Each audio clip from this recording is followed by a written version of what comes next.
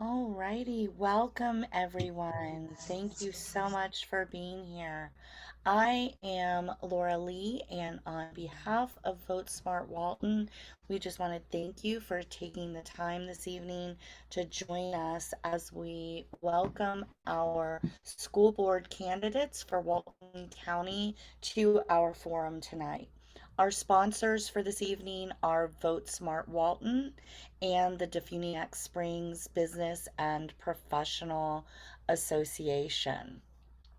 So, what I'd like to do now is welcome our candidates, Mr. Jason Catalano, M.H. Carr, Gordon Porter, Bill Edens Jr. Our questions have been developed with the community's input by a committee of Vote Smart Walton. We will allow each candidate up to 2 minutes to answer each question. Obviously, you don't have to take 2 minutes, but you have up to 2 minutes. 15 seconds before your time is up, you're going to hear this sound. That's going to let you know it's time to start wrapping things up. At the 2 minute mark, you will hear this sound, which will let you know that your time is up. And we will cut you at that moment and move on to the next candidate because we do have this kind of timed out according to our schedule.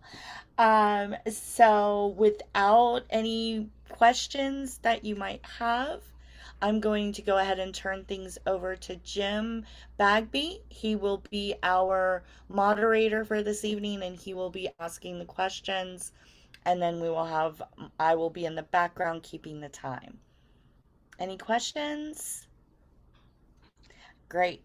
Jim, I'm going to hand it off to you. Go ahead and unmute and thank you all for joining. Okay, thank you, Laura Lee, and good evening, candidates. Thank you for joining us this evening. We're going to start in alphabetical order by district. So, Mr. Edens, we'll start with you for the first question, which is, why you? What in your background makes you the best candidate for this position, and what amount of time can you commit to your school board member work? Thank you, Mr. Bagby. That was a great question. Hello, Vote Smart Walton, and thank you for putting on this forum. I am the best candidate because I have been in the school system close to 30 years. I've been a classroom teacher, a school administrator, a coach, and a small business owner in Walton County since 1991. I have been your school board member representative in District 3 for the past 7 years. And I will commit about 40, 60 hours a week doing school board business. Okay, thank you. Mr. Porter, you'll be next. Well, I appreciate the opportunity to speak. And again, I appreciate Vote Smart Walton for allowing us to spend some time and get to know the voters a little bit and allow the voters to get to know us a little bit. I believe I'm the best candidate for a couple of reasons. One, I have been heavily involved in our youth ministry at my church for almost 2 years now as the youth minister there. Since then, I have been heavily involved in lesson making and just generally getting to know the youth, how they operate, how they think. But to further that, I would say one of the reasons that I'm the best candidate is I have not been in the system for a long time. I've been able to get to know the teachers and get to know the parents throughout the county and get sort of a 30,000 foot view of the pulse of the administration and how they operate and what the people that they lead, what their thoughts are on the administration, how we can do better, and things that work and things that don't. So with those two things, I guess a short answer, but that's my answer. Okay, thank you very much. Ms. Carr, you're next. Hi, everyone. I am the best candidate for the job because I ran the Walton Education Foundation, which is the nonprofit for the school district from Paxton all the way to Seaside for the last 6 years. And in my tenure there, I increased annual revenue 781%. Before that, I was a volunteer for the Walton Education Foundation. We gave out scholarships, grants, We helped facilitate the start of the STEAM school financially. That's my work background. My personal background is I'm a mom. I have a son that is a student in the school district. And I have a part-time job as a bookkeeper right now at a retail store. So I have the time, I have the energy and the passion to do the job. Thank you. Thank you. And Mr. Catalano, if you'll finish this up. Sorry about that. I was trying to unmute my microphone. Thank you. Thank you for hosting this and giving us the opportunity to answer this and share our hearts with our voters. I believe that the work that we've done over the past 7 to 8 years, has proven that I'm the best candidate for this position. My wife and I have 4 children. This starting next week, they're going to be in high school, middle school, and elementary school. We understand the impact that the school district has on families. As a working family, we understand what that means and the direct influence and impact that the schools can have. Our track record has proven the fact that we are leading the way in the state of Florida and Walton County. When I came on, we were mediocre in a lot of areas, and now we are, like I said, leading the way. And I think that's the consistency and the leadership that we've been able to show and maintain through the last 8 years, I think is evidence enough to show that I am truly the best candidate for this position. And I dedicate the time that's necessary. That depends on what's going on and what the needs are. But we adapt and we're flexible with that. Some weeks, some days require more than others, but the fact is that this is part of who I am. It impacts our family. And we're dedicated and committed to doing the job that I was elected to do, and hope to continue to have the opportunity to do that. So thank you. Okay, thank you very much, Mr. Catalano. We will start with Ms. Carr for our next question. What do you believe is the most important role of a school board member, and how will you fulfill that role? I believe the most important role is being a leader. As a school board member, you can only do 3 things: create policies and procedures, approve the budget, and basically officially bring in new hires and firing people. As a school board member, I would like to help the school district and the superintendent be very focused on transparency and communication. I believe that if we can communicate what's going on, the good, the bad, the ugly, everything, then all of these things that start off as small that end up being big as rumors will eventually die down or go away. Okay, thank you very much. Mr. Catalano, you're next. Yeah, thank you. I think one of the main issues, there's statutorily, there are what our obligations are and responsibilities as far as budget and policy, but it goes way beyond the impact of an effective school board and an effective school board team.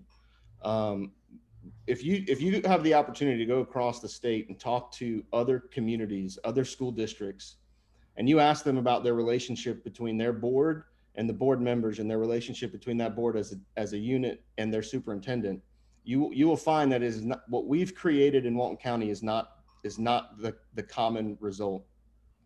Our strong leadership team creates a culture that allows teachers to be teachers. It allows parents to be the primary caretaker of their children, to partner with us as the school district. We partner with them to make sure that kids are at the center of every decision we make, that there's no ego, there's no personal agenda, or anyone trying to make a name for themselves. And I think what the school board and the individual school board members do is create an environment where schools can thrive, where children can be safe, where they can have the best opportunities that are available to them. And then you get to see how those kids meet the challenges and step up to the plate and accomplish things that they never thought were possible. And over the last 8 years, we have done that. We've created a culture that is envied across the state of Florida. School districts ask us, what are you guys doing? And how is it that you're able to work so well together, and that you can move from 35th to 3rd in the state of Florida in school grade and school assessments in just 6 years. How is that possible? And it's because we have a highly effective leadership team, which consists of the school board and the superintendent. Okay, thank you very much. Mr. Edens, you're up next. Thank you, Mr. Bagby. First and foremost, I believe a good school board member is an intermediary between the public and the school district itself.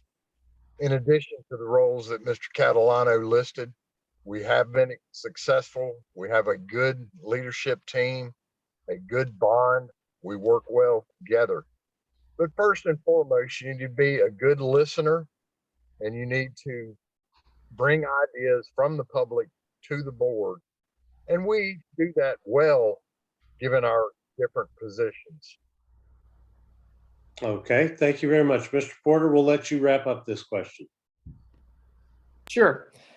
So, in my opinion, the most important job of a school board member and what their job description should be is always protect the kid and provide them with a first-rate education. That, regardless of statutes and things of that nature, we all know that that is the job and responsibility of a school administrator, is to first and foremost serve the parent, the taxpayer, and the child.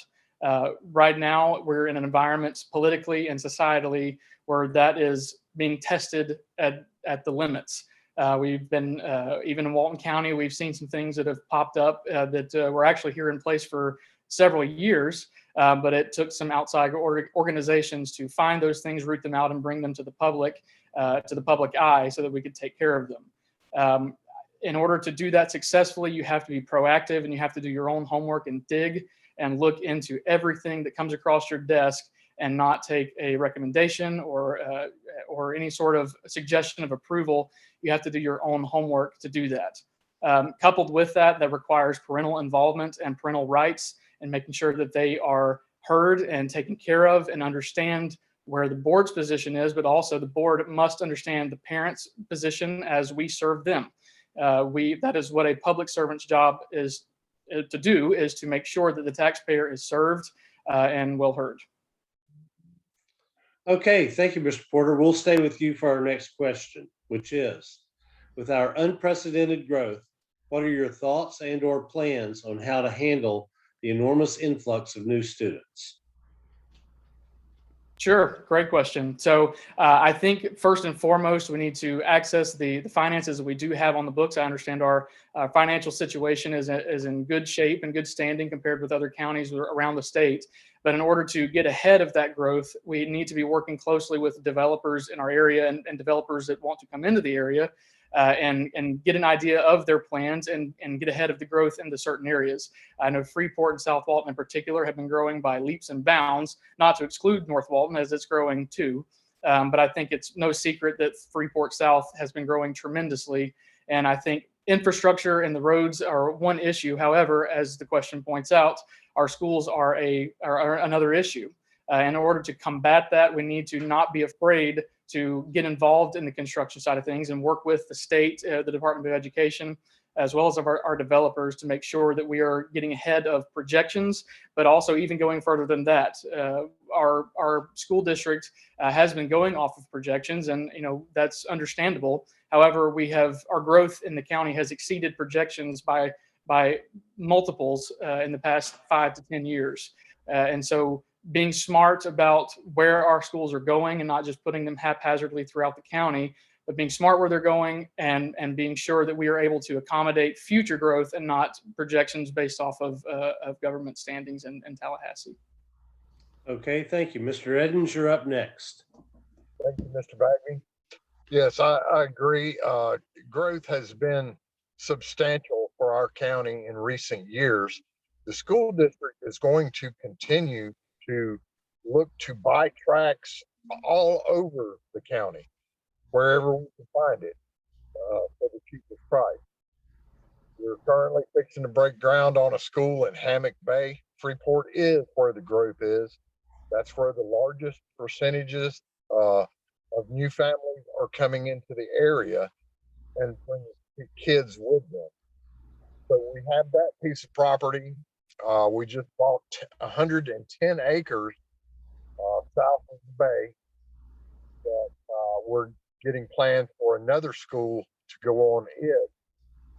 and we've got other pieces of property that we're in the process of looking at, see if they would be feasible to put a district office or a school or playground equipment, things of that nature on it, so that we can get the most from our students.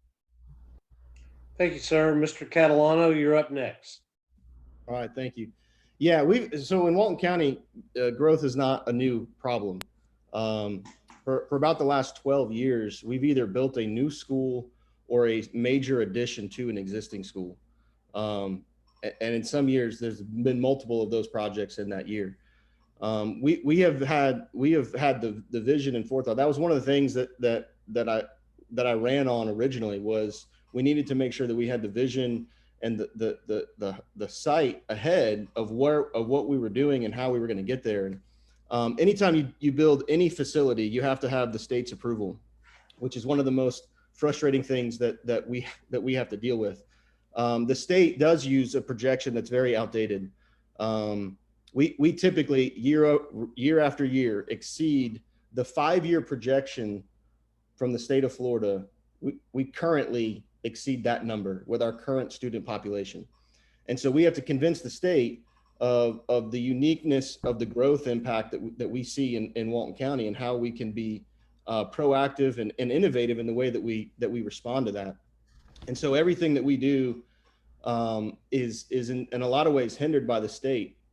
Since I got elected, we have improved that relationship in leaps and bounds between DOE and Walton County. And because of that, we've been able to get them to finally see what's happening. And so we're going to continue to do what we need to do to plan for growth and to build schools. We have a school in design in Freeport for the new middle school, soon to be breaking ground on that. A substantial addition to Freeport Elementary School. We're going to build another elementary school in the South End. We got to build another elementary school in Freeport. Paxton needs a lot of work and new facilities there. So we're working on it, and we're going to continue to work on it as people realize that Walton County is a special place to live. Thank you. Ms. Carr, will you wrap up this question for us? I sure will. So I agree with the part that Jason said about the relationship with the state. How, with every single problem, there are multiple ways to solve it. So I understand that the state is holding us back. So how do we convince them that we are growing at some rate that is completely crazy and different than their projections that they've been using for years? Can we use buildings like the college that sits empty in Defuniak for Northwest Florida State College? Can we purchase that building?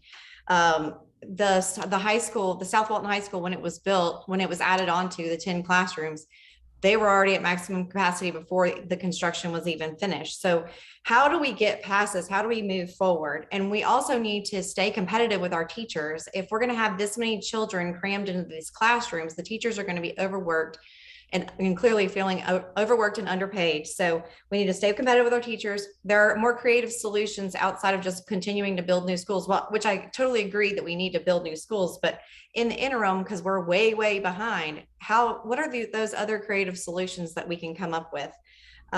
We need to have a strong plan going forward and stick with it and follow through. Just some follow through would really help. Okay, thank you, Ms. Carr. We'll start with Mr. Catalano for our next question. Why do you think that there's such a big shortage of teachers in Walton County, and what would you do to help the superintendent and the principals to attract and retain teachers and staff? Yeah, so there's a shortage of teachers, there's a shortage of school bus drivers, but those are not there. It's a national issue. This is not just something that's unique to Walton County. But what is unique to Walton County is that the last update I got, which was 2 days ago, we were only short 11 teachers. Hillsborough County, which is a larger county than us, a significantly larger county in the south end of the state, they are short over 700 teacher positions. That is something that is a result because they are in a gridlock with their union, and they can't reach any agreement. We don't have that situation here in Walton County. Yes, we're growing. We're building schools. We're adding classrooms our classrooms are not overcrowded. We have the appropriate space. We meet the requirements that we need to. But we're not satisfied with just meeting the minimum requirements. That's why we work, and that's why we've created an environment in Walton County that's unique. We have a fantastic relationship with our teachers, and just on Tuesday, I got to spend a few hours with over 800 of our teachers at Freeport High School as they came together for the first day that they were back at work. And to feel the energy in that room about the excitement about what they were about to do this coming school year was tangible. And it's because of the environment that we've created that we have teachers who are moving here because they want to work in Walton County, because they want to be a part of the vision that we've created and that we've set forth. And so we don't have nearly the issue that other school districts have, and it's because of the strong leadership that we currently have in the school district. Okay, thank you. Ms. Carr, you're up next. Thank you. So the 11 teachers that Jason spoke about that we heard about on Tuesday at the school board meeting, wouldn't it have been great if we heard about that before right now? And the people that are on here, I would just wish that they would continue to communicate more often of what's going on, what happens at every single board meeting, so that we would be excited for the current board. That great job. There are only 11 teachers left. Also, looking at the upcoming year's budget, there's a $37 million increase. That's a 23% increase. I know that there are rules with the teachers union, and of course some of those funds are restricted, but overall it's a 23% increase in funds. Can we put some of those funds that go to the general operating budget towards the teacher salaries to make them more competitive? Okay, thank you. Mr. Porter, you're up next. Sure, and I would agree with that. I think one area we need to look at is wages. Our fantastic governor was able to bring up wages for new teachers coming into the workforce. However, it didn't do anything for our teachers who have been in the school district for quite some time. And I think that's one area we can improve, where our neighboring counties are paying a little bit more than we are. Teachers don't do it for the pay, and I understand that. They do it because that's what their heart's at, and that's what they feel they're called to do. However, they can't do it for free, and they shouldn't be expected to do it for free. And I think that's something that we can really improve on, is working with the union and getting those wages up to where they need to be and be in a competitive situation. I also think that we need to really focus on our workplace environment and culture. I have been able to spend a lot of time with teachers and parents throughout the county over the past several months, and getting their candid thoughts on their job situation and their work environment. And while some of them would feel happy, they feel there are certain areas for improvement. And I think that things, just simply sending out a quarterly survey from the school board or from a school board member or from the the administration, to find out exactly what teachers think on certain issues, what works, what doesn't, and just keeping your finger on the pulse of those who are underneath you. A general cannot lead an army into war without knowing who the troops are and who his lower ranking officers are. And a school board and a superintendent and an administration can't do that either without knowing who the teachers and who the parents are, and the students as well. There is a disconnect between the administration and the teachers, and that is evident. Just in talking to the many that I've talked to. So while I do think that our environment is better than some counties, and I will grant that, I do think there is room for substantial improvement. And I do think that a simple culture index survey among our teachers would yield shocking results to our current administration. Okay, thank you. Mr. Edens, could you wrap up this question for us? Yes, sir, I can. Right now, our teachers, beginning teachers, are being paid what the governor stipended for. We've added money to that and working on the 9-year through 30-year teachers, trying to get those salaries up as well. We're the only school district in the Panhandle that has met the governor's goal for starting teacher pay. I disagree that there's a disconnect in the workplace, as evident by the energy that we felt with our epic training day yesterday. There is great engagement by the teachers. They're ready to hit the ground running. They're ready to work hard. obviously, I wish they got paid like sports stars got paid. In today's world, that's just not possible. We are doing everything we can. Our biggest expense district wide is salaries and benefits at the current moment. Okay, thank you very much, Mr. Edens. We're going to stay with you for our next question. School Okay. transportation is a major issue, affected even more by our county's infrastructure needs. What are your thoughts on how to reduce the time a child spends riding the bus? You get extra credit if you know the average time that children are riding in your district. Well, in District 3, they're probably riding close to the 2 hour limit. I know in the past that has been the case. I think we have shortened that time down a little. Um, the only way to do that is to bring in more bus drivers and more buses.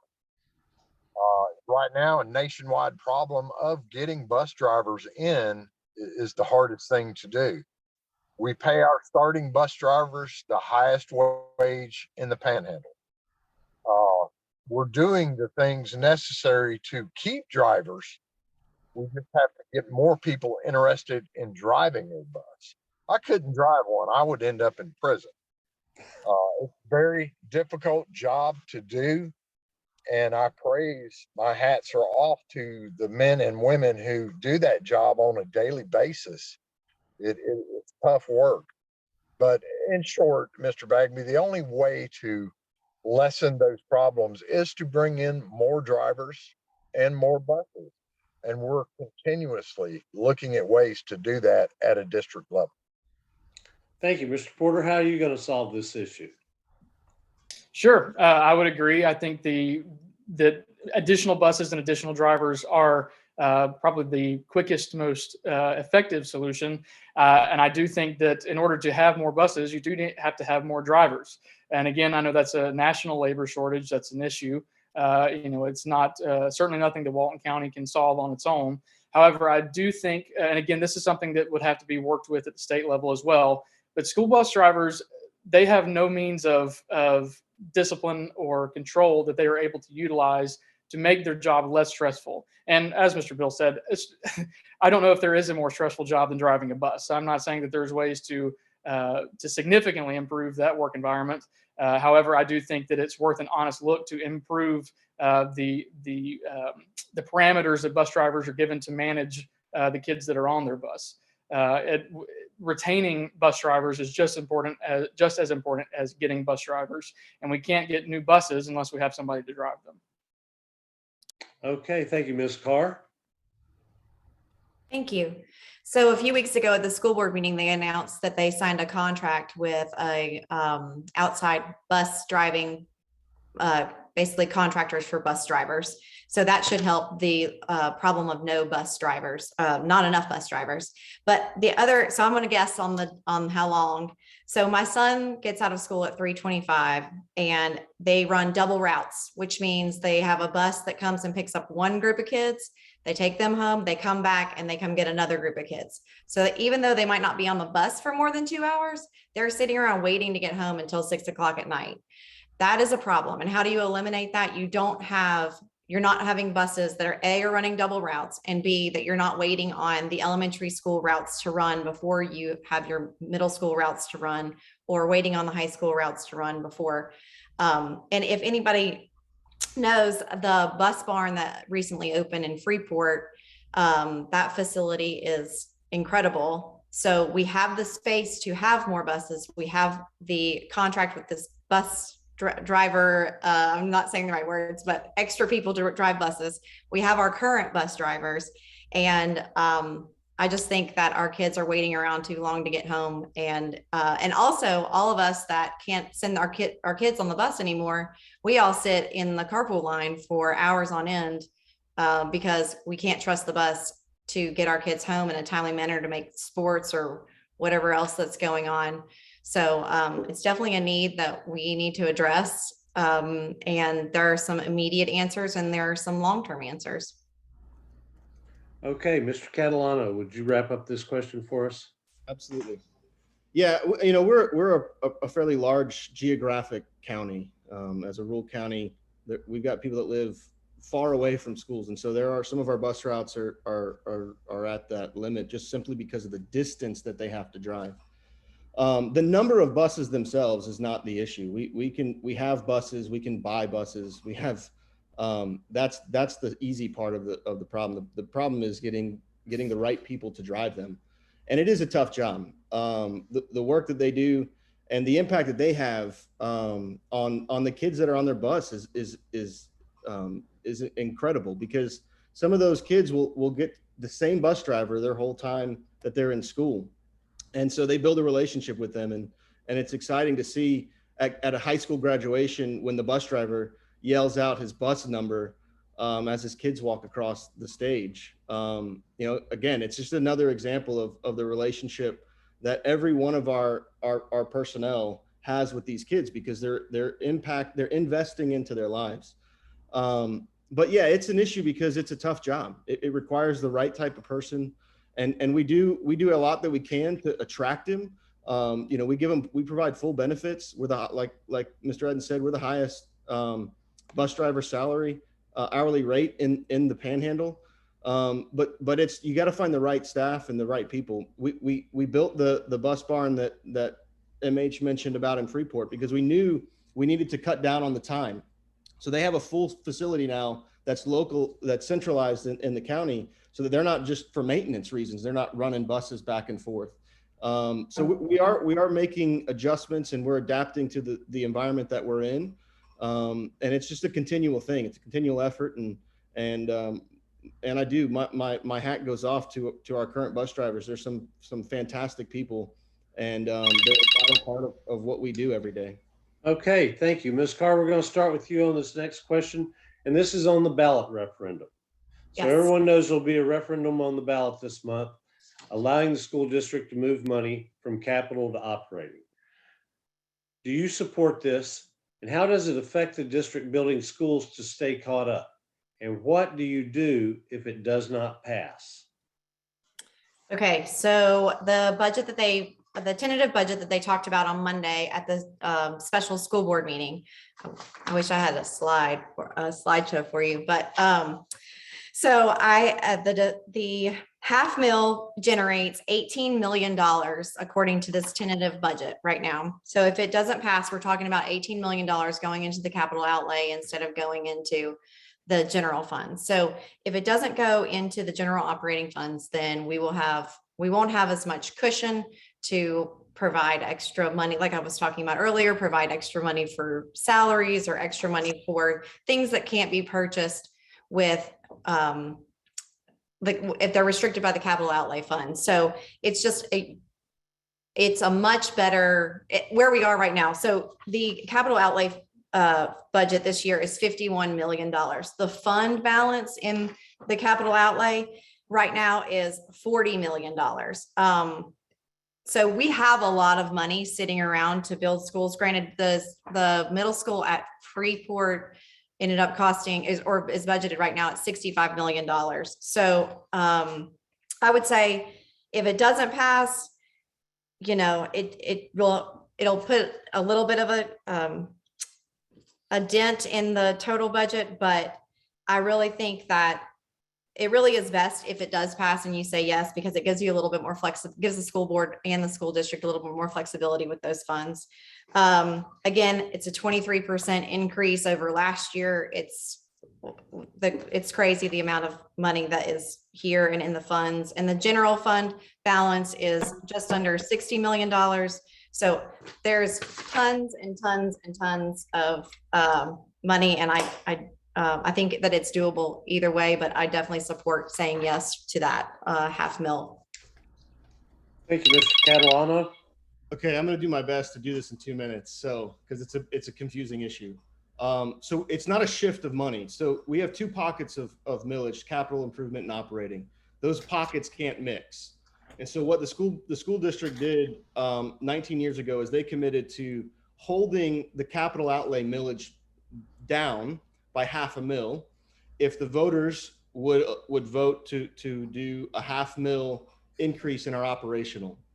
And the voters said yes, And we've maintained that over the last 19 years. That's the same situation that we're asking for here. What that allows is that our operational budget is where our greatest need is. That's why we've been able to attract the teachers that we have. That's why we're able to be flexible and do things. We do not want to start dipping into our fund balance to pay for reoccurring operational costs. That's a really dangerous situation to be in. And if you just look just to the east of us at Bay County, one hurricane wipes out your fund balance, and it puts you in a situation where you're not able to open up schools and kids can't get back into their classrooms.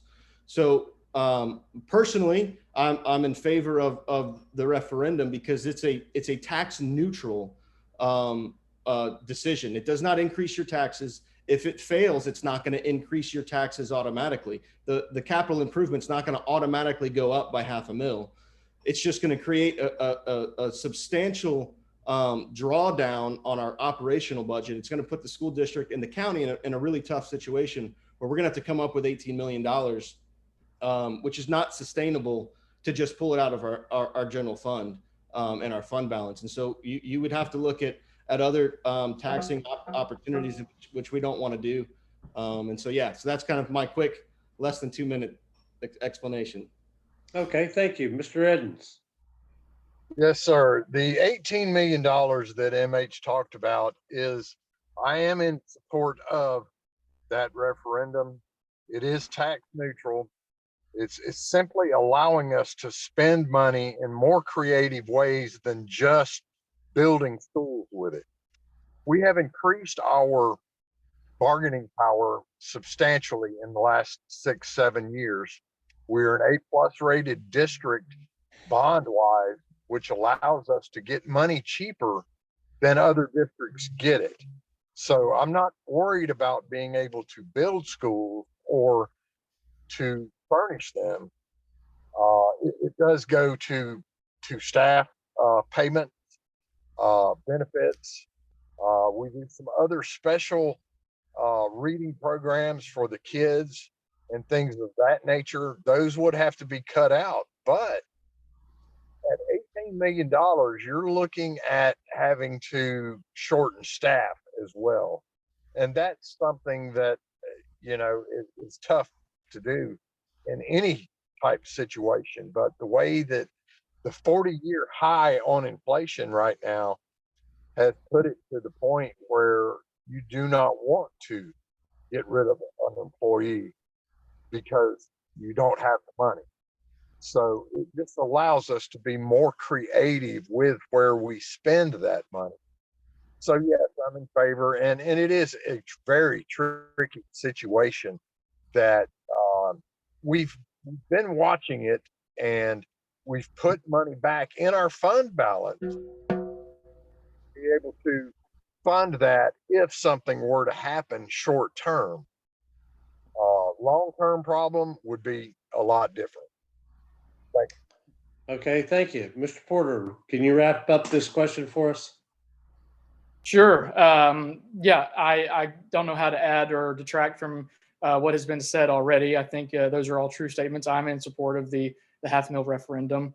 And I would agree. It would put a significant strain on maintenance across the schools, and not just building up, keeping things of that nature, but staff maintenance and things of that nature, keeping our staff numbers current, and as well as our equipment that's on hand and in the schools, keeping those things furnished and updated as well. So again, not to add or detract from what's already been said, I think those are all fantastic answers, and I'm fortunate to have gone last on that one. So appreciate that. Okay, well, that's okay, because we're going to stay with you for the next question, which is, what is the role of schools in teaching children about topics such as sex education, cyber safety, and wellness? Sure. I don't think the schools, any public school, has any position or should take any position outside of what we know to be absolute moral truth. The school's position in any given situation, sex ed should not be, that should be something that's reserved for high school. And even at that point, it should be abstinence only teaching. That is not what we're being presented with across the nation right now. And we've had, we've had issues with that here in Walton County that have come up, and they have been temporarily suspended. But I am thankful enough to have been endorsed by an organization called Mom for Liberty that is a Ron DeSantis-backed organization. It is a nationwide organization, but also a state organization. And the local chapter here in Walton County was good enough to give me their endorsement. And that is one of their main tenets, is making sure that things like that stay out of this county. And as well as adding to parental rights and guarding those parental rights. So as far as my stance on sex ed and things of that nature in the county and in the school, that right should belong to the parent. It is the parent's decision to teach or not to teach. I understand that there are individual situations where students and kids may not have the luxury of parents to teach them that, but I don't think that sacrificing the morality of the general populace and outsourcing that to a third party or even to a public school is the right option there. I think, again, letting that be the decision of the parents is the correct way to go about that. Okay, thank you. Mr. Edens, you're up next. I agree with what Mr. Porter said. The parents have a role to play in the education of a child too. And I believe that sex ed should start at home and should be offered to school children at the high school years when they're emotionally secure enough to be able to talk about something like that. As far as cyber security and threats, we don't teach that in schools. That is something that the parents have to decide and set locks or not set locks on from the home base as they choose to do. We want to make sure that every child is safe and secure while they're at school. So we try to limit that time when appropriate. Thank you. Okay, thank you very much. Mr. Catalano. Oh, yeah. The primary responsibility of that is with the family and the parents for each one of those categories. And so our role is to partner with parents and to assist where we can. But the other side of that, or in addition to that, is the fact that there are some kids that don't have a family support system in which that they can get that at home. And so there are a lot more. There's a higher percentage of students than you would think that rely on their teachers, their coaches, the school nurse to help teach them about those issues, about sex ed or cybersecurity or just general health. But primarily it's the responsibility of the family. That's the ideal. And it's not the role of the school district to push any certain ideology at all. That's not our role. That's not our objective, and it's not something that we do in Walton County.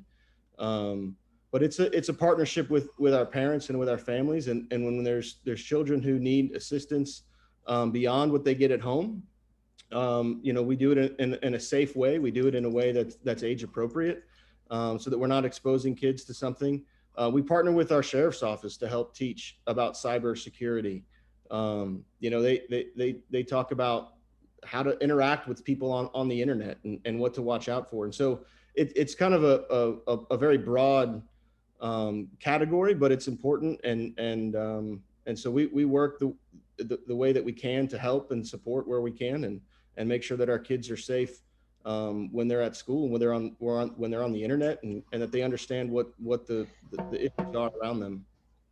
Okay, thank you. Ms. Carr, could you wrap up this question for us? I can.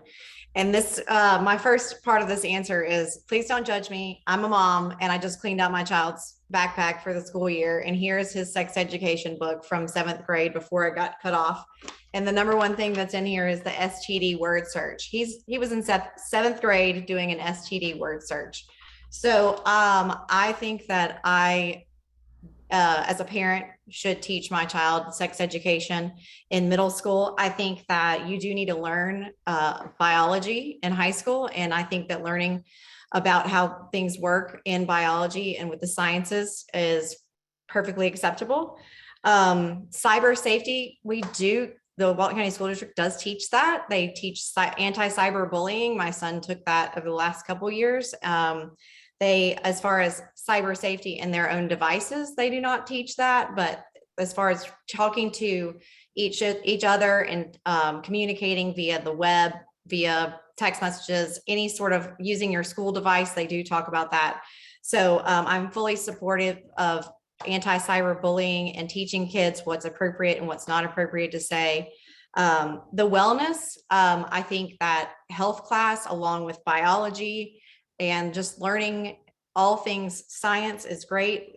Learn to eat good food, learn to exercise. Don't eat. One day I forgot to pack my child lunch and I was not around and he had to eat out of the vending machine. That was his only option because I didn't have money on it in his account.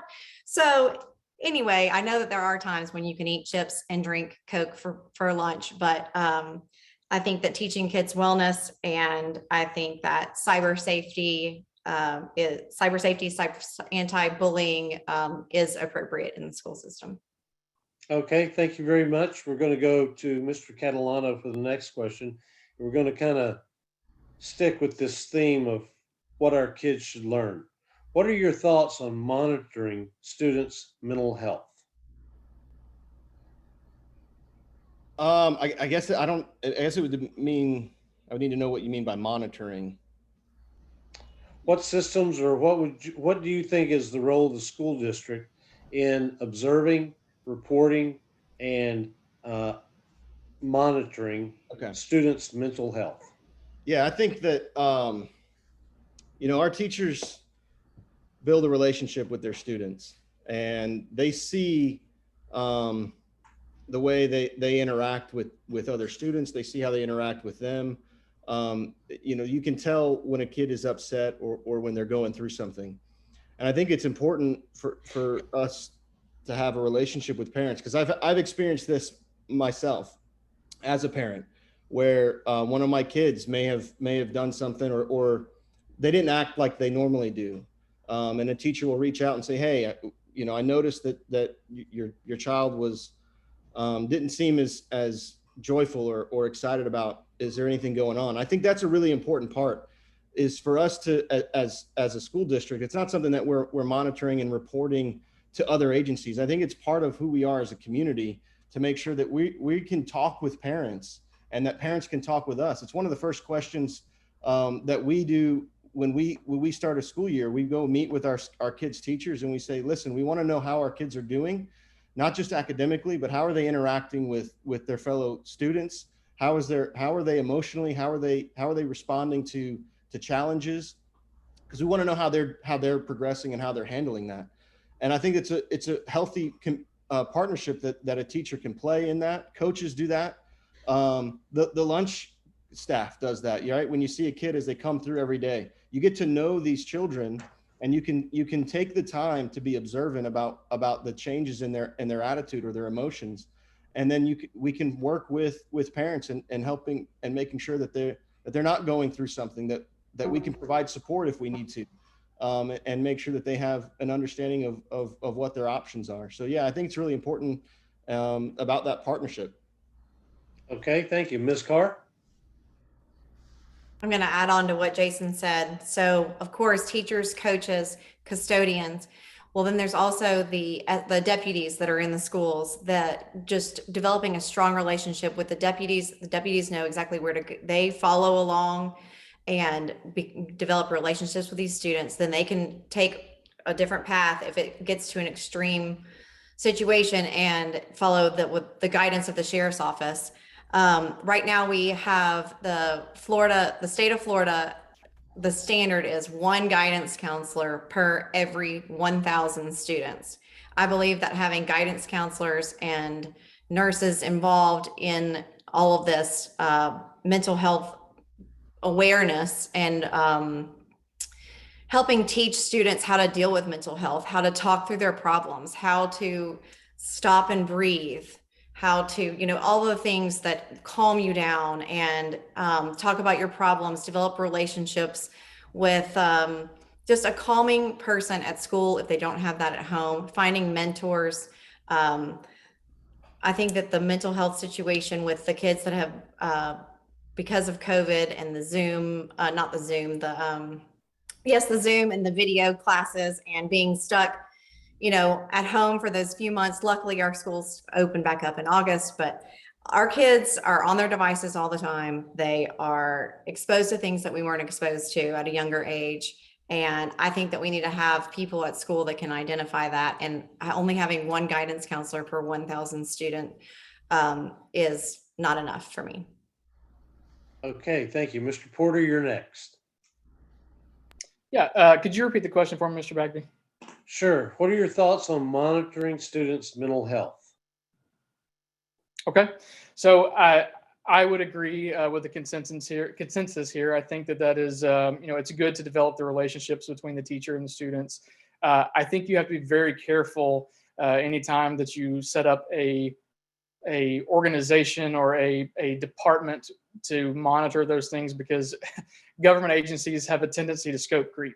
And they tend to start taking power in areas and maybe monitoring things they shouldn't over time. And so I would agree that training our teachers and our staff to recognize those things, recognizing maybe some personality traits, or even just some mood changes, being able to recognize those things in the heat of the moment in their day to day. I think that is critical in keeping those things at check. I will say, I think in large part that happens at home. Mental health is a family driven issue, and I think across our country we're seeing the nuclear family and the home.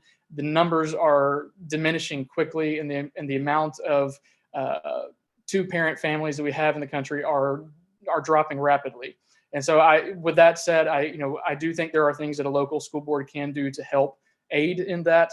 However, I think it is a national problem. There is a sickness in the heart of America, and I think we all recognize that and see that.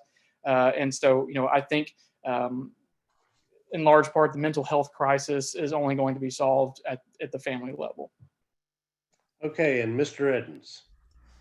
Yes, sir. Thank you, Mr. Bagby. Mental health is an extremely important issue with today's children. I side with Mr. Porter on the monitoring aspect of it, but we do teach our staff members what to recognize and what to look for. And that should appropriately be tackled by the family with the help of counselors at the school level, not necessarily a guidance counselor, but a school counselor in general. But mental health is it's a nationwide problem, and it takes a society to raise a child, and we're trying to accomplish that in Walton County. And it starts with the bus drivers. The minute they get on that bus, they're monitored in a way by school officials throughout the day for what kind of things may be happening in their lives that a counselor or someone that can talk with that child might be able to figure out and understand better. But a couple of school board meetings ago, we did agree to increase the number of school counselors, not just guidance counselors, but school counselors and guidance counselors by some positions. And we're still trying to outsource a lot of that too, because it's cheaper than hiring somebody and paying them the kind of wages that they would be able to make in the private sector. Thank you. Okay, thank you. We're going to stay with you for the next question. We focused on the individual students. Let's focus on the schools on this question. How secure and safe do you feel our Walton County schools are, and where are areas you see that could be improved? Mr. Edens, we'll start with you. Thank you, Mr. Bagby. Great question. I believe that our schools are safe and secure. We've went above and beyond what the state has deemed appropriate for security, but there's always room for improvement in any area. That's going to take some time to look at the data, to look at the areas that we do monitor, to look at how we monitor it, see if there's ways to save money, to get more things, or to do different things. There's always ways to improve it, but I believe right now that our schools are safe and secure. Okay, Mr. Porter? Yeah, I would agree with that. I think Walton County has done a very good job of making sure that our schools are secure. There are programs that I believe it's called the Guardian Program, where we have an individual who floats around through the county that is armed and is ready to take on a situation if it arises. I would say that with our facilities being secure, I do think that there should be some work done on the state level that the school board, I think, can make their voices heard on. I'm of the opinion that if a teacher in a classroom wants to be armed, they have that right to do that. Now that does require significant amounts of training and making sure that they are licensed appropriately and making sure that there are classroom style training courses to make sure that they are well versed in a classroom active shooter scenario. So there are certainly parameters that have to be followed to make that happen. But I think the best way to secure any room or any school is to make sure that the good guys are armed. That has been true since the birth of this nation, and it'll be true whenever we leave this place one day. An armed populace is a protected and free populace, and that does not stop at the school doors. Okay, thank you, Ms. Carr. Sorry, I thought Jason was next. So I think that we've done a great job for single entry.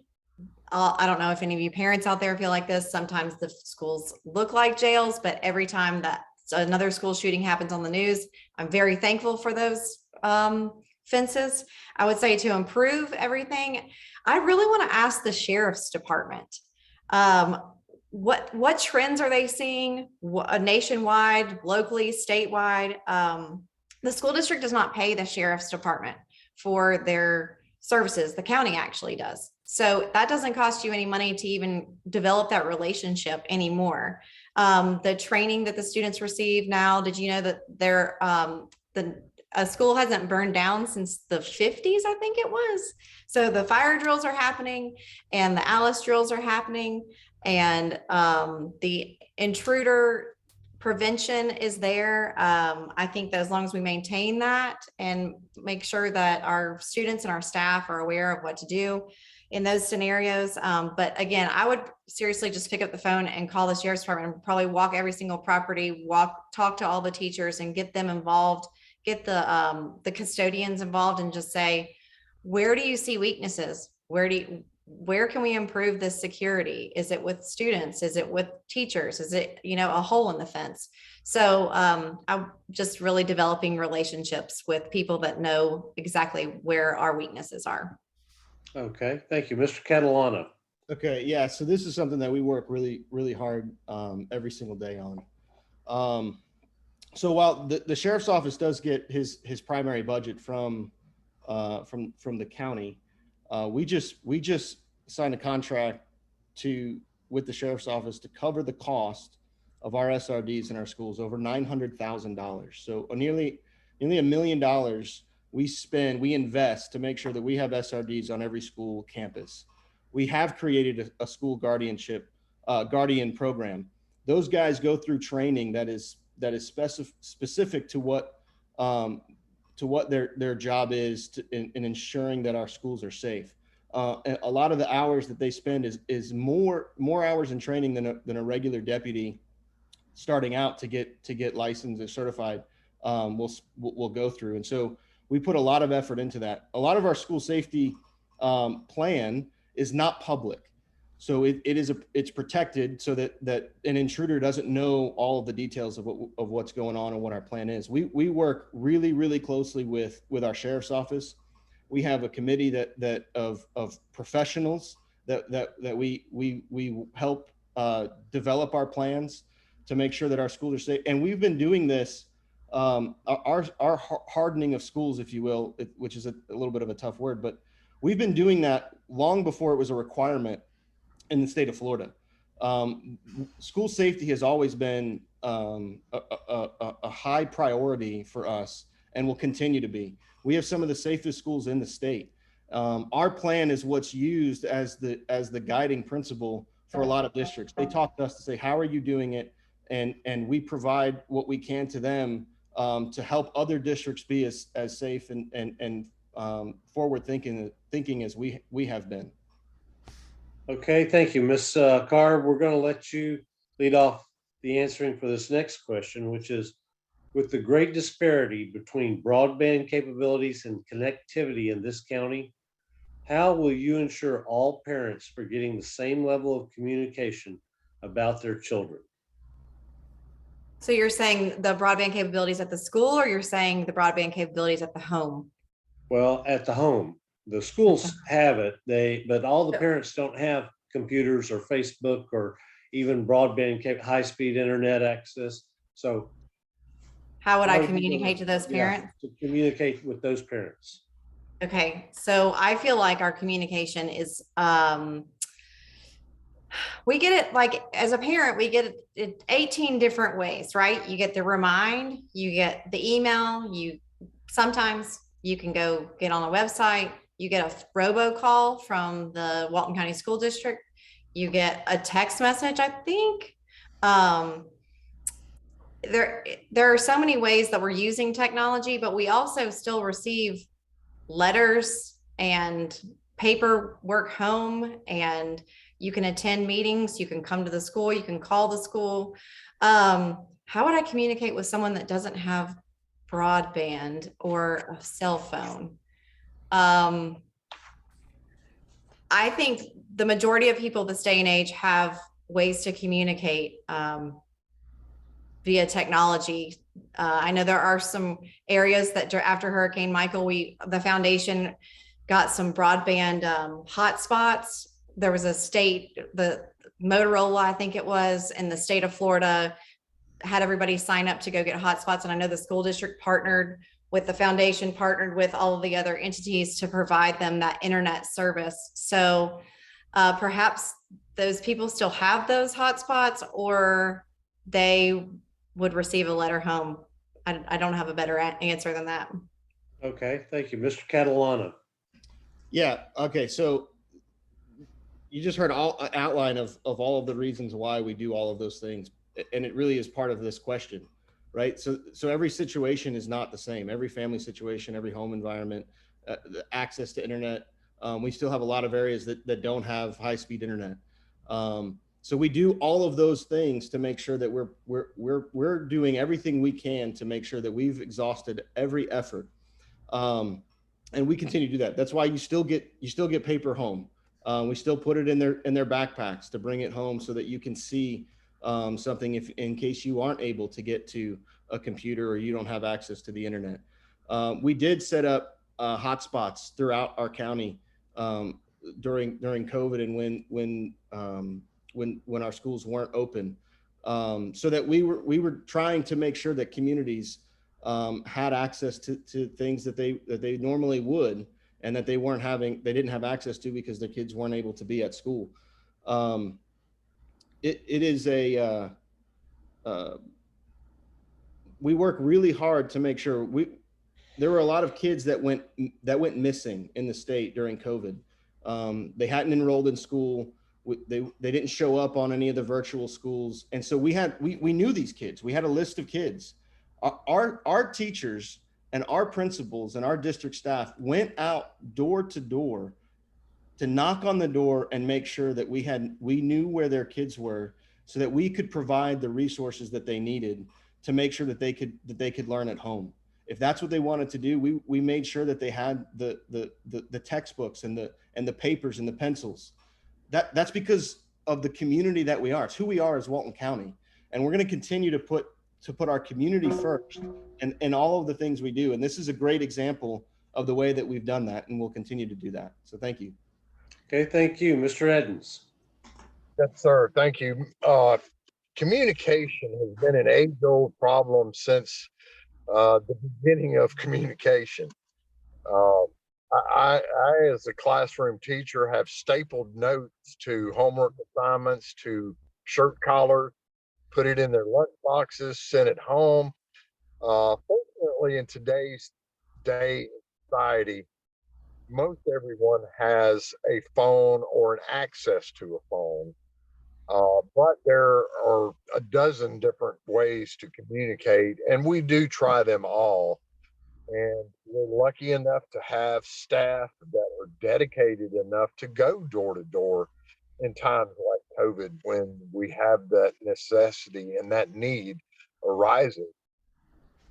That's something we're always going to have to work on. And when the next newest cell phone comes out and it produces a new cloud or something, we will probably have to try that as well to see what parents are communicating everywhere. I live in the north end of the county. We do not have internet up here, much less broadband internet. Uh, so it is very difficult to communicate via computer. Although I do have an email address and I check it regularly, but there's always ways to communicate with parents, and we've done a good job of communicating with parents over the last 7 or 8 years. But there's always room for improvement in every situation. Thank you. Thank you, Mr. Porter. Sure. So I'll answer that, I guess, two ways. So one, I do think that it is depending on the situation. So, and I believe Walton County does this already. The school district does this already. But in emergency situations, blast text messages work great. I know Walton County Emergency Management does that, and it works phenomenally well. But with that, in emergency situations, emails, phone calls, robocalls, things of that nature, I think work well in areas that are rural and don't have access to broadband, as was mentioned in the question.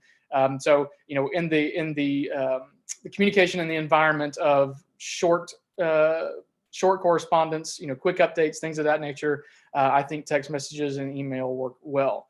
More broadly, I think that the county school board can increase communication to the parents as far as policy and procedure and things of that nature by fostering an environment at the school boards where they are able to attend either in person or via some sort of Facebook Live or whatever Zoom, whatever the case may be. Now, again, there are areas of the county that don't have broadband that could not attend through a virtual means, but they can attend in a personal means. And right now, the school board meetings are held on a Tuesday afternoon at 5 o'clock. The vast majority of parents will never be able to attend a 5 o'clock meeting without taking off work. So, just something as simple as moving the meeting time to 6 o'clock in the evening where parents are able to attend in person if they would like to. I think communication more broadly can be improved with simple means of that nature as well. Okay, thank you. We're going to stick with you for our next question, which is each year teachers are given historically between $250 and $290 for supplies. They usually ask parents to support or sponsor their classrooms for extra supplies. Do you believe that this is the most efficient way to fund our classrooms for supplies? If not, how would you fund them? Mr. Porter? Sure. So this has been a problem since I was in school, and I'm sure it's been a problem even longer than that. The question has been raised many times by teachers that are close to me, and then teachers that I was under in high school as well. I don't think that that's the most effective means. $300 in the scheme of a year is peanuts. That's not going to do much for any teacher as far as pencils, paper, whatever the case may be, classroom items. I do think that the students do have some responsibility to bring their own things, which I think that would help. However, I do think that increasing that budget to help teachers supply their classrooms is important, and I think that's something that we could maybe visit on a quarterly basis if possible. And again, working with the general operating budget and things of that nature, and looking to see where we can improve that. I think that is an important thing. But to answer your question, is it the most effective way? I don't believe it is, because it doesn't work, and it hasn't worked for a long time. Thank you. Mr. Edens? Yes, sir. As a classroom teacher, I spend my $320 within the first month of school, and always have to put my own money with that. It's a tricky thing when you start from a district level to providing those things. The parents do have a responsibility to send their children to school with some supplies. We publish those lists at the beginning of school every year. The state legislature has given tax-free days for buying school supplies to get ready for school. There are other ways that we've tried, looked at to see how to help fund that. Uh, but I don't know that you could ever fund it enough to uh, capitulate each and every staff member because there's just too much to do in a classroom to be able to do that. But we do try to do what we can to help mitigate those costs with the teachers. Okay, thank you, Mr. Catalano. Yeah, that's money that we provide so that gives the teachers an opportunity to be flexible with what they want. It's not the total budget of supplies, but it also is. There's again, this is another example of how we partner with our community. I've got 4 kids, and so the elementary schools do a really good job at this. So they've actually turned this into a fundraiser, and you can purchase school supplies through a company, and if you purchase it through the school website, they get a kickback from it, and it stays in that school, and so they ship it directly to the school, and so it's a great program that we've been able to do. We have some amazing community partners and churches, businesses who provide back to school backpacks that are full of supplies, and so we want to be good stewards of the taxpayers' dollars, and school supplies is an opportunity where the community steps up, and we live in a great place, and it's an opportunity for others who don't normally get involved, where they can invest into and buy a backpack or sponsor a backpack for a kid. And so with all of that, we make sure that our kids have what they need in the classroom. Okay, and Ms. Carr. And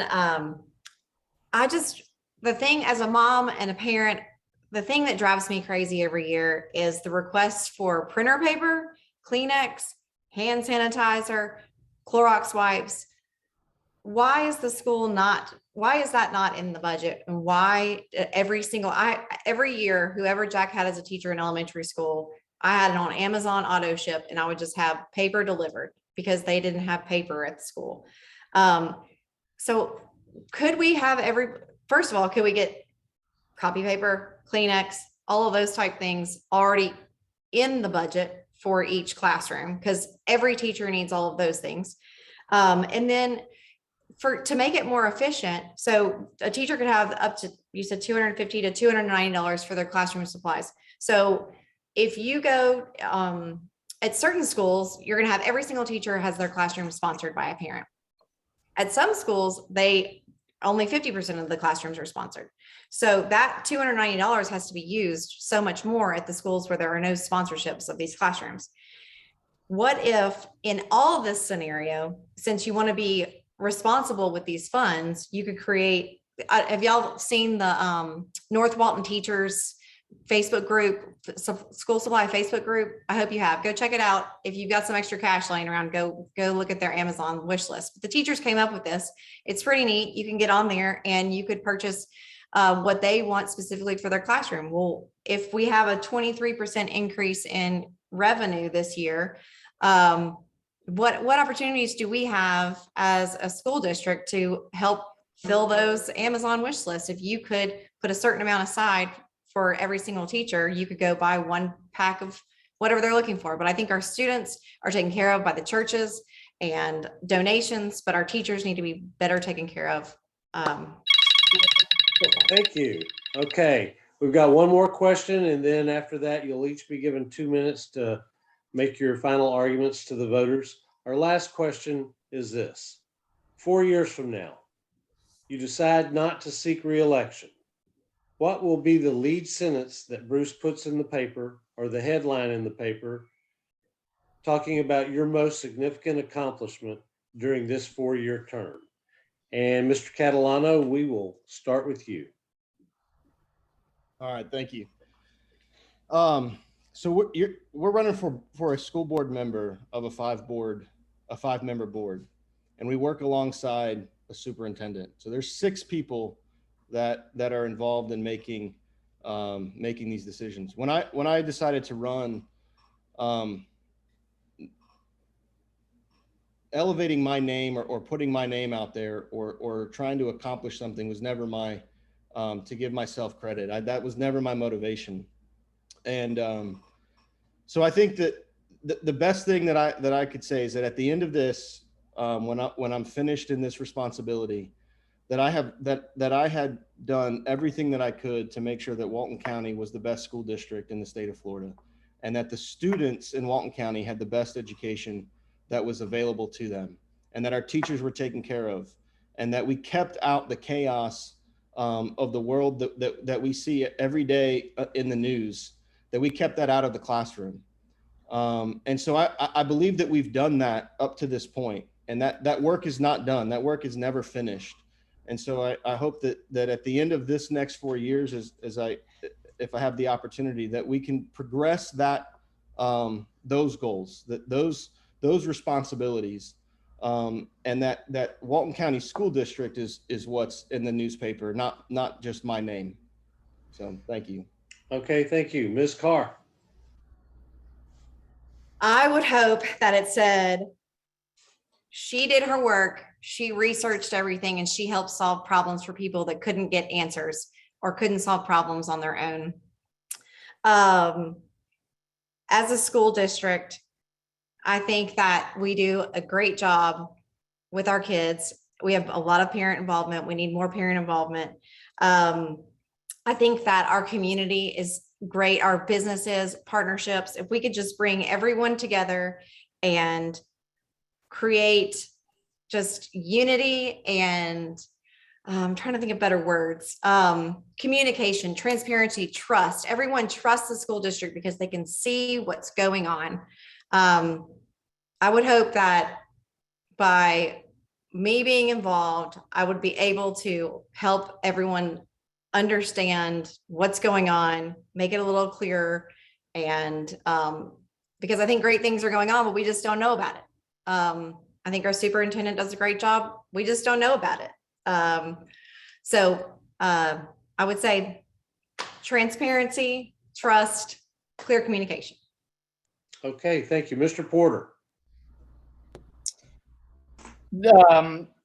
The Bible tells us to do all things as you're doing it for the Lord. And in my opinion, that means hard work, determination, and grit.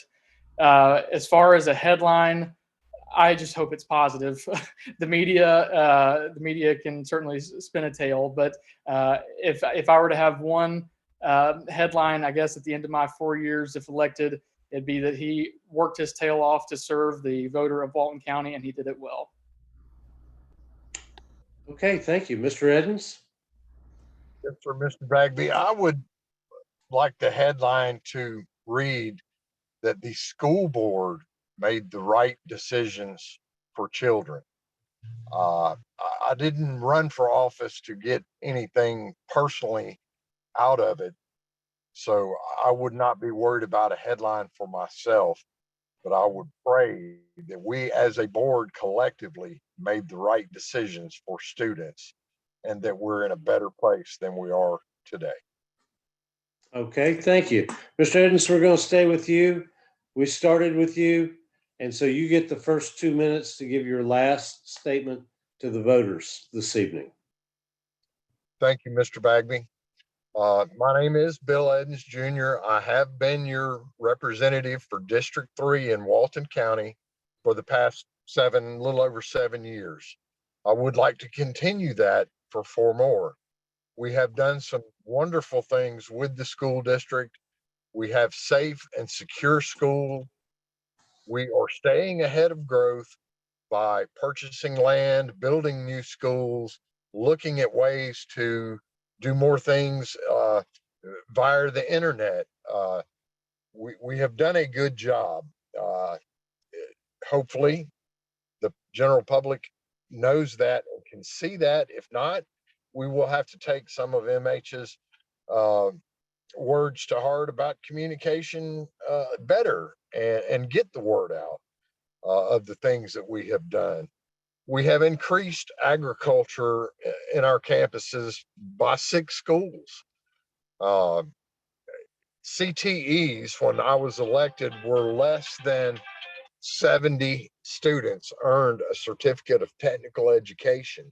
This past school year, over 2,000 students earned certificate of technical education, which allows them to perform duties that they can use working the day they leave school, or they can put that to use in a higher education program. We have done some good things, and I want to be a part of the team that does that for another 4 years. I would appreciate your vote and your consideration on August the 23rd for School Board District 3. My name is Bill Evans Jr. Thank you. Okay, thank you. Mr. Porter. Well, I appreciate Vote Smart Walton for putting this on and taking the time to bring some great questions to us and allowing us to spend some time with the voters. My name is Gordon Porter. I am running for Walton County School Board District 3. I have been blessed with phenomenal support throughout the county from the north end to the south end. We've had resounding support from teachers and parents alike, and I just want to thank the county for that. I also want to thank the Moms for Liberty, who have done an outstanding job in holding the current administration accountable and making sure that everything is done in a savvy way. The Moms for Liberty is a Governor DeSantis-backed organization, as I mentioned earlier. They have done great things. Casey DeSantis, his wife, has been a large supporter of that as well. I've also been blessed enough to receive an endorsement for the 1776 Project PAC, which is also Ron DeSantis as well as a President Trump-backed organization. And their whole purpose is fighting critical race theory as well as gender identity politics in our schools. Those two things are in large part why I got into the race to begin with. Those two things seem to be the tools that the left is using right now to try to attack every school in the nation, but Walton County, being that we are one of the most red counties and the most red state in the country, we are a prime target for that sort of thing. And we need somebody on the county school board that is willing to say no and not just be another one of the 5 votes on the board. Again, if those things interest you and those, please do look at my website, GMP for d3.org, and look at my Facebook page, Gordon M. Porter for School Board District 3. Please take the time to research and take a look at where I stand in more detail. And I do ask for your vote on August 23rd. I appreciate it. Thank you. Okay, thank you. Ms. Carr.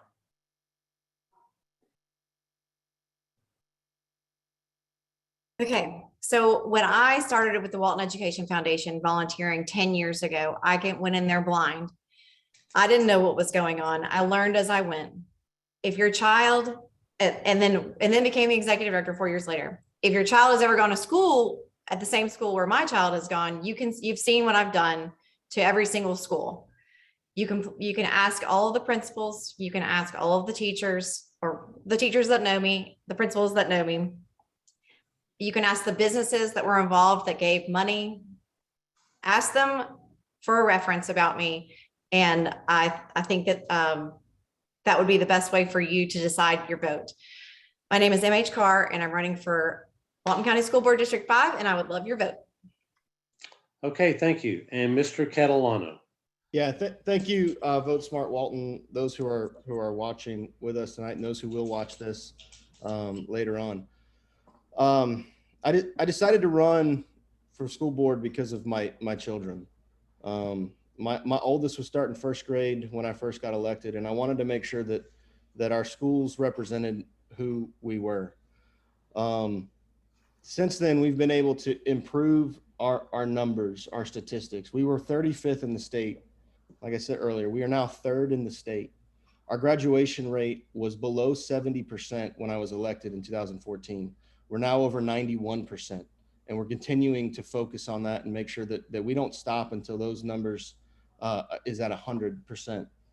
Mr. Evans mentioned this already. Our students earned over 2,000 CTE certificates So the statistics sound cool and they're great and the numbers sound nice, but what they represent is what's important. They represent the purpose of why we do this. They represent children's lives that are being impacted every single day in a positive way. They represent options that these kids have that they never dreamed they would have, because they didn't think that they would ever have the opportunity. But because we see the value in our children, and we understand that it's them that's coming next. They're the future leaders. They're the ones that we need to invest in today, so that we make sure that they have everything that they need. That's why we do this. That's why I got involved 8 years ago, and why I believe that we need to continue on the path that we're on to success. We haven't let CRT in our curriculum. It never will be. We haven't let the ideology of the left infiltrate into our classrooms, and it won't, because we have a school district that represents the community that we are as Walton County. And I believe that's why that I'm the best candidate, and I would ask you to vote on August 23rd, Jason Catalano. Thank you very much. Thank you. I want to thank each of you for taking time to educate the voters in the county on your positions with respect to the education of our kids in this county. And I want to wish each of you the best of luck in your campaigns. And with that, Miss Laura Lee, I'll turn it back over to you and our sponsors. Thank you so much, Jim, for moderating this for us, and to all of the candidates that were here. Very great conversation, great answers from all of you. I want to just share a couple of housekeeping things. One is this was recorded, and we will post the video on our Facebook page tomorrow. So feel free to grab that, share it. I think it was a really educational event that we held here tonight that can help voters really understand where everybody stands on things. Secondly, we got a lot of really good questions that came into the Q&A, and I just want our viewers to know that I saw them, and they're good questions, but our questions were pre-written before the event tonight, for timing and multiple reasons. But I would encourage you to reach out to the candidates, ask them these questions, post them on their Facebook pages so that they can answer and be given an opportunity to share their thoughts, on those questions. So that's my little encouragement for our audience. And I will ask that the audience, if you found value in this, when we do post the recordings, please share them in your groups, share them on your personal page so that others in the community that might not have known we were doing this tonight, can be here and watch the recording. So with that, thank you everyone, and we look forward to doing these forums on our next election cycle. Thanks again, Jim, and everyone at the team for Vote Smart Walton. Thank you. Thank you. Good evening.